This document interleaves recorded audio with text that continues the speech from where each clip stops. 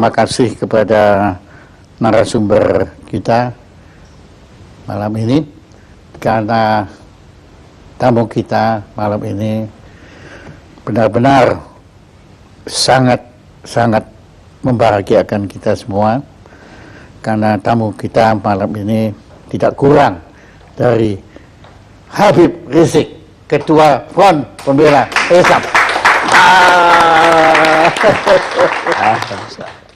Sebelum kami mengundang Habib itu dan kami cerita kepada teman-teman kami, itu mereka semua terkagum-kagum.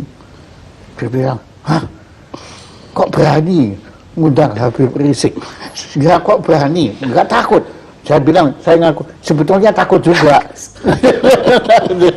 Tapi setelah berjumpa waktu itu, kira-kira sebulan yang lalu, ternyata ketakutan kami itu tidak beralasan, karena ketakutan kami kepada Front Pembela Islam itu, apalagi ketuanya, itu didasari oleh pemberitaan-pemberitaan media massa. Dan justru kami mohon pencerahan dari Habib. Kenapa kok sampai kita ini begitu ngeri, begitu takut? Jadi saya melihat memang, saya tidak katakan semua media, tapi banyak media-media yang tidak memberitakan Front Pembela Islam apa adanya. Jadi mereka hanya memberitakan ya sesuai dengan keinginan mereka. Saya berikan contoh. Bagaimana laskar-laskar FPI pada tahun 2004 ketika terjadi tsunami di Aceh, itu ada 1.300 laskar turun ke Aceh, bekerja di sana selama 4 bulan, itu mengevakuasi tidak kurang dari 100.000 mayat. 100.000 mayat. Itu satu pun media tidak ada memberitakan. Nah, kemudian begitu juga bagaimana kerjasama FPI umpamanya dengan Kementerian Sosial di dalam program bedah kampung. Jadi ada satu program bedah kampung yang dilakukan oleh Kementerian Sosial yang FPI diajak untuk bekerja sama, dan kita buat MOU resmi. Bagaimana perumahan-perumahan perumahan rakyat miskin yang memang tidak layak huni di Jakarta maupun di luar Jakarta, bersama-sama dengan Kementerian Sosial kita turun, kita melakukan bedah kampung. Nah, ini juga kan tidak pernah masuk pemberitaan. Iya, saya nggak pernah tahu. Begitu juga kerjasama FPI dengan Kementerian Agama RI. Bagaimana kami turun di lokasi-lokasi yang banyak dihuni oleh warga Ahmadiyah, untuk kami melakukan pembinaan. Bukan kekerasan. Bukan kekerasan. Saya kasih contoh satu di Tenjo Waringin, perbatasan antara Garut dengan Tasik. Di sana kami melakukan pembinaan dari tahun 2009. Sampai hari ini sudah lebih dari 800 warga Ahmadiyah kembali kepada Islam. Nah, hal-hal semacam ini tidak ada yang dimuat oleh media. Jadi manakala ada suatu kejadian yang kebetulan katakanlah terjadi tindak kekerasan, nah kadang-kadang itu yang di blow up oleh media tanpa memberitakan tentang akar persoalannya. Nah, saya kasih contoh satu kejadian di tahun 2001. Itu ada kejadian di kota Jakarta ini, ada satu tempat pembinaan olahraga biliar yang dikelola oleh KONI pusat, tapi ternyata disalahgunakan oleh kelompok-kelompok masyarakat tertentu untuk ajang perjudian, penyebaran ekstasi, dan ajang prostitusi. Nah, kita sudah melakukan berbagai macam pendekatan ke KONI, ke Pemda DKI, laporkan ke polisi, sampai 2 tahun itu tidak ada tindakan, sementara masyarakat setempat sudah resah. Nah, ketika terjadi clash antara pengelola daripada kemaksiatan tadi dengan laskar FPI, akhirnya terjadi pengerusakan, dan itu sudah diadili. Laskar FPI yang melakukan pengerusakan pun sudah ditangkap, sudah diadili, sudah dipenjara. Tapi akhirnya tempat olahraga itu pun sampai saat ini tidak dijadikan tempat maksiat lagi. Jadi sampai di bendera berarti memang FPI ini tidak membenarkan kekerasan. Ya, kita tidak membenarkan kekerasan. Artinya kalau memang ada laskar kita yang bersalah, kita serahkan ke polisi. Silakan diproses, silakan diadili, silakan dipenjara. Cuman yang memprihatinkannya Pak Jaya, peristiwa tersebut kan terjadi 2001. Sebetulnya kan sudah clear, sudah masuk pengadilan. Tapi beberapa stasiun televisi sampai hari ini diulang-ulang terus itu pengerusakan. Jadi seolah-olah yang ada di benak bangsa Indonesia ya itulah KJP setiap hari. Ya. Dari segala pemberitaan yang sepihak itu, ya timbul juga kesan bahwa FPI ini sama sekali tidak punya toleransi beragama. Ya, itu kesannya. Ya. Nah, kemudian saya agak heran karena waktu saya berkunjung ke kediaman Habib, ternyata rumahnya Habib di sebelah gereja. Dan saya dengar pendetanya sendiri yang ngomong waktu itu bahwa gereja itu dilindungi oleh Habib. Betul itu. Ya, jadi memang di Petamburan tempat saya tinggal ini ada beberapa gereja. Ada gereja Bethel dari kalangan Protestan, ada gereja Salvator dari kalangan Katolik, ada gereja Lemuel, ada gereja juga Immanuel, ada gereja juga HKBP.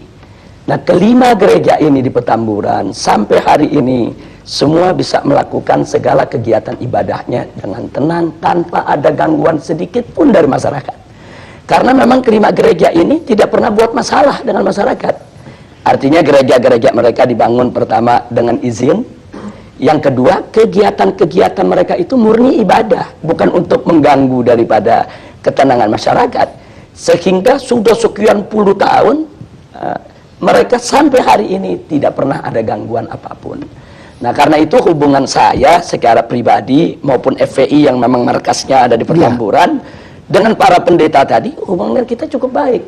Mereka suka datang ke kita, kita suka dialog. Kemudian kalau mereka punya masalah juga mereka sampaikan ke kita, apa yang bisa kita bantu mereka. Bahkan kalau lagi ada datang musim banjir, nah ini kan Petamburan ini kan rawan banjir, itu kita kerjasama. Kalau nggak salah secara pribadi, Habib kan dulu sekolahnya juga sekolah betul Katolik.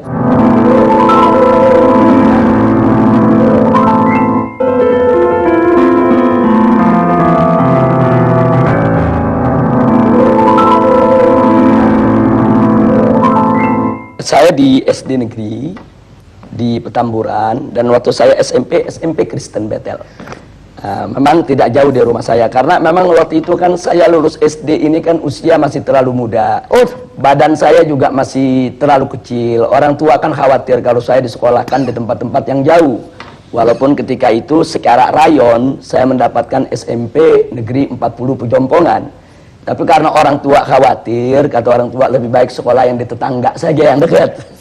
Dan itu Anda lakukan? Dan sebetulnya saya waktu itu sempat menyatakan juga, Ibu, kalau saya sekolah di situ apa nanti nggak khawatir? Ini kan sekolah lain agama. Nah, saya masih ingat betul, saya punya ibu ketika itu jawab, nggak usah khawatir, kamu kan ngaji, ada ustadz. Setiap siang kan kita ada pengajian, sore kan juga belajar sama ustadz-ustadz yang lain. Jadi dengan banyaknya ikut pengajian, nggak usah khawatir lah. Toh kamu belajar di situ kan belajar pengetahuan umum. Iya. Saya pikir juga sekolah-sekolah Kristen yang manapun, dimanapun di Indonesia selama ini, kalau tidak ada pemaksaan kepada murid yang beragama lain untuk belajar agama yang tidak dianutnya, kan no problem. Nah, dalam ajaran Islam pun kita punya pilar-pilar toleransi, Pak Jaya. Yang pertama adalah sebagaimana Allah firmankan dalam Al-Quranul Karim, la ikraha fiddin, tidak ada paksaan dalam agama. Artinya setiap seorang muslim itu tidak boleh melakukan pemaksaan dalam bentuk apapun kepada orang lain untuk masuk ke dalam ajaran Islam. Nah, jadi ini ketentuan dakwah dalam Islam. Jadi nggak boleh ada orang dipaksa masuk Islam, dipaksa menjalankan syariat Islam. Itu nggak boleh. Nah, itu yang pertama. Jadi artinya la ikraha fiddin, tidak ada paksaan dalam agama. Ini merupakan pilar toleransi dalam ajaran Islam. Yang kedua, itu tidak boleh ada caci maki terhadap agama lain. Bahkan Allah ingatkan, nanti kalau kau hina mereka, nanti mereka akan menghina Allah. Nah, jadi kalau nggak mau dicubit, jangan nyubit, kan begitu. Nah, jadi ini pilar toleransi dalam ajaran Islam. Nah, terus yang ketiga ada lagi pilar toleransi yang lain, yaitu dalam urusan ibadah, lakum dinukum waliyadin. Kata di dalam Al-Quran ini Allah menyatakan kepada umat Islam untuk menyampaikan kepada orang-orang yang di luar Islam, lakum dinukum waliyadin. Bagi kalian agama kalian, bagi saya agama saya. Jadi agamamu agamamu, agamaku agamaku. Betul. Artinya karena itu Pak Jaya, dalam toleransi bagi umat Islam ini memang sudah harga mati. Jadi ya, aduh, ini kesan semua yang kita peroleh bukan seperti itu. Ya, yang ini kan penyesatan opini yang dilakukan oleh sejumlah media. Saya tidak katakan semua media, tapi ada media-media yang punya kepentingan. Yang salah kita sendiri kok kita tersesat itulah. Ya, itu dia. Kok ya, karena ya apa yang kita dengar, ya agama yang paling tidak toleran itu adalah agama Islam. Itu yang kita hari ini kita dengar dari Habib, ya bahwa ternyata ada 3 atau sebetulnya ada 10. Ada 10 pilar toleransi. Toleransi ada 10. Paling tidak ada 3 ini yang utama yang sudah saya utarakan tadi. Dalam ajaran Islam ini kita menerima dengan sepenuh hati konsep pluralitas. Tapi kami menolak konsep pluralisme. Ada beda antara pluralitas dengan pluralisme. Nah, kalau pluralitas itu adalah kebinekaan, keragaman. Karena itu Islam diajarkan dengan pilar-pilar toleransi yang kita sebutkan tadi. Pilar-pilar toleransi itu dalam rangka untuk kita bisa hidup dengan benar, dengan baik, dengan lurus dalam masyarakat yang plural tadi. Nah, ini kita sebut pluralitas. Nah, sedangkan pluralisme ini kan suatu isme, suatu paham yang meyakini bahwa semua agama sama, semua agama benar, semua agama pasti akan masuk surga, semua agama ini ajarannya tidak berbeda. Ini sebetulnya yang kami tolak. Nah, jadi begini, kenapa kami tolak? Bagi kami, biarkan setiap umat beragama meyakini agamanya yang paling benar. Itu hak dia. Dia bebas mengatakan agama saya yang paling benar, agama lain tidak benar. Tapi dia tidak boleh menghina agama lain. Seperti saya seorang muslim. Saya katakan, saya sebagai seorang muslim, saya beriman bahwa agama Islam adalah agama yang paling benar, selain Islam tidak benar. Itu keyakinan saya. Dan saya punya hak untuk itu. Tapi saya tidak punya hak untuk menghina, untuk mencaci maki, untuk mencerca agama di luar Islam. Nah, begitu juga Pak Jaya sebagai seorang Kristiani punya hak untuk mengatakan, saya sebagai seorang Kristiani, saya yakin Kristen yang paling benar, selain Kristen tidak benar. Itu hak Pak Jaya. Saya tidak boleh intervensi mengatakan Pak Jaya mesti ngaku Islam benar juga dong. Nggak boleh. Sebagaimana saya juga nggak boleh diintervensi, Habib harus mengakui agama di luar Islam itu benar. Nggak bisa, ini soal keyakinan. Tapi Pak Jaya tidak boleh menghina Islam. Saya tidak boleh menghina Kristen. Kalau menghina aja tidak boleh, apalagi mengganggu, apalagi kekerasan, apalagi membunuh, apalagi nggak boleh. Tapi apabila FPI ini melakukan kekerasan, itu tidak dibenarkan. Tidak dibenarkan. Jadi di dalam organisasi FPI ini ada prosedur standar. Yang pertama, kita menunggu laporan masuk. Nah, artinya ada laporan dari masyarakat bahwa di wilayah mereka itu katakan ada tempat perjudian, ada tempat pelacuran, harus ada laporan dari masyarakat. Jadi tidak ujuk-ujuk FPI datang tanpa permintaan masyarakat. Ujuk-ujuk. Ini masih ada logat Betawinya ya. Iya, jabat ujuk-ujuk itu. Bahasa Inggrisnya apa itu, Pak? Jadi kita mesti ada laporan dulu dari masyarakat. Nah, kalau masyarakat melapor, berarti kan di sini ada ketidaknyamanan dari masyarakat terhadap kemaksiatan tadi. Nah, kalau laporan sudah masuk, kami lakukan langkah investigasi. Oh, pakai investigasi. Iya, artinya kami periksa dulu laporan masyarakat itu benar atau tidak.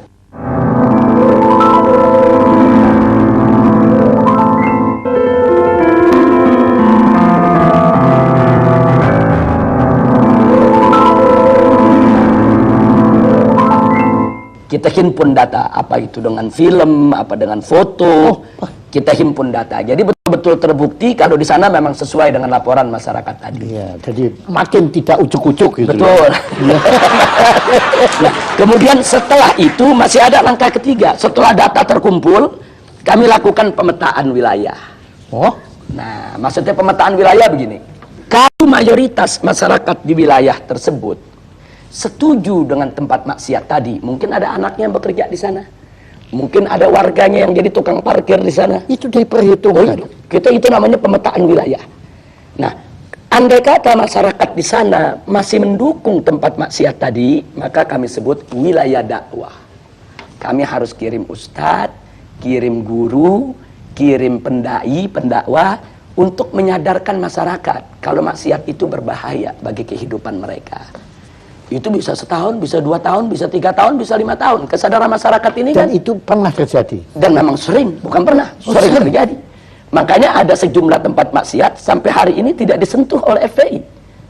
Nah, orang yang tidak paham, mereka pikir, oh ini nyetor sama FPI. Kan begitu. Iya, tapi saya mau tanya nggak sampai hati. Bebas saja untuk ditanya. Ujuk-ujuk tanya. Jadi maksudnya kalau tempat tersebut, kalau warganya masih mendukung, kemudian kita melakukan satu aksi fisik lah katakan, itu kan akan jadi konflik horizontal antara FPI dengan masyarakat, Pak Jaya. Dan itu Dan dihindari. itu tidak boleh. Kalau setelah kami investigasi, ternyata masyarakat mayoritas memang nggak suka dengan maksiat tadi. Cuma mereka tidak tahu jalan bagaimana cara menutupnya. Mereka sudah lapor ke RT, ke RW, ke lurah, tapi tidak membuahkan hasil. Nah, ini kami sebut wilayah hisbah. Artinya dukungan masyarakat kan kita sudah dapat. Nah, tinggal bagaimana menuntun masyarakat tadi untuk menutup tempat maksiat tadi. Bagaimana cara kami tuntun? Kami bawa mereka ke tingkat yang lebih tinggi. Kami bawa ke camat, kami bawa ke gubernur, kami bawa ke DPRD untuk dialog. Kami ajak mereka untuk mendemo secara damai, kirim surat, kumpulkan tanda tangan masyarakat yang minta itu ditutup. Nah, manakala aparat sudah turun, tutup, karena tekanan masyarakat begitu kuat, tugas FPI selesai. Makanya saya pernah dengar Habib bilang kalau tidak ada maksiat, kan bilang Iya. diminta FPI Bubar. membubarkan diri, dibubarkan. Iya. Habib bilang apa waktu Ya, itu? jadi kalau maksiat itu sudah tidak ada di Republik ini, pemerintah menegakkan hukum secara benar, FPI bubar sendiri. Saya kasih contoh. Sekarang yang namanya judi kan ada undang-undang yang melarang. Iya, iya. Yang namanya pelacuran kan ada undang-undang yang melarang. Iya. Yang namanya minuman keras kan juga ada aturannya semuanya. Kalau ini semua ditegakkan oleh pemerintah dengan baik, dengan benar, berarti kan pelacuran tidak ada. Berarti kan perjudian tidak ada. Nah, kalau ini dilakukan dengan benar, FPI kehilangan kerjaan, Pak Jaya. Itu kalau kami boleh tahu itu kasusnya apa yang Habib sampai masuk penjara itu? Yang di penjara itu pertama waktu tahun 2003. Oh, yang pertama. Ya, 2003 Ya. itu sebetulnya simpel saja. Saya diundang dialog macam ini di sebuah stasiun televisi. Oh iya. Kita berdebat dengan salah seorang perwira televisi. Nah, kemudian di dalam debat tersebut pihak kepolisian itu mengatakan di Jakarta ini tidak ada tempat judi. Tapi saya mengatakan ada tempat judi, Anda jangan bohong. Saya bawa daftar alamat-alamatnya. Ini loh alamatnya, saya bilang, tempat anu alamat sekian, tempat anu alamat sekian, tempat anu alamat sekian, dan seterusnya. Kesimpulannya, dalam forum itu polisi ini terdesak. Besoknya saya dilaporkan penghinaan terhadap pemerintah. Akhirnya saya masuk penjara 7 bulan. Nah, jadi itu yang jadi persoalan. Makanya kadang-kadang saya sekarang bercanda kalau diundang dialog oleh polisi, ini jangan kalah ngomong ditangkep lagi. Iya. Kalau kita dialog kemudian orang kalah ngomong kita dituntut kan repot, Pak Jaya. Iya, untungnya saya bukan polisi ya. Habib. Itu tahun 2003. Itu pertama. Ya, tapi kalau waktu tahun 2000. Tapi hikmahnya Anda menulis ini ya, Habib, ya. Betul. Nah, adapun pada tahun 2008 itu terkait dengan peristiwa insiden Monas. Nah, karena di insiden Monas itu kan ada kejadian Laskar Islam, itu kesatuan daripada berbagai macam ormas, terjadi bentrok. Ya, itu dengan komponen masyarakat yang ingin memperjuangkan untuk membela atau menolak Kepres pembubaran Ahmadiyah. Sebetulnya itu tidak perlu terjadi, cuman karena ada orasi-orasi dari kelompok mereka ini yang yang provokatif dengan mengatakan Laskar Islam ini dengan kata-kata yang nggak bagus lah, Menghina. tidak layak untuk saya ungkapkan di sini. Ya. Akhirnya laskar-laskar terprovokasi nyerang mereka. Nah, tapi karena di antara mereka ada FPI, yang kena FPI, biangnya kita, yang kena biangnya Pak Jaya. Dan ada yang ujuk-ujuk masuk penjara. Ujuk-ujuk akhirnya masuk penjara. Pada saat kita ditangkap, polisi pun ditanya, ini Habib Rizik ditangkap pasalnya apa? Oh, nanti pasalnya lagi dicari dulu. Kalau itu pendapatnya ujuk-ujuk itu. Tapi gak apa-apa, itu semua ada hikmahnya. Anda terima itu dengan... Oh ya, itu resiko perjuangan, kita terima tanpa dendam, dan saya ambil hikmahnya. Tanpa dendam. Tanpa dendam. Nah, alhamdulillah. Nah, terima kasih Habib. Ya, ini suatu pencerahan, satu pelajaran, pengalaman, masukan informasi bagi kita semua untuk lebih bisa memahami makna perjuangan FPI yang sebenarnya.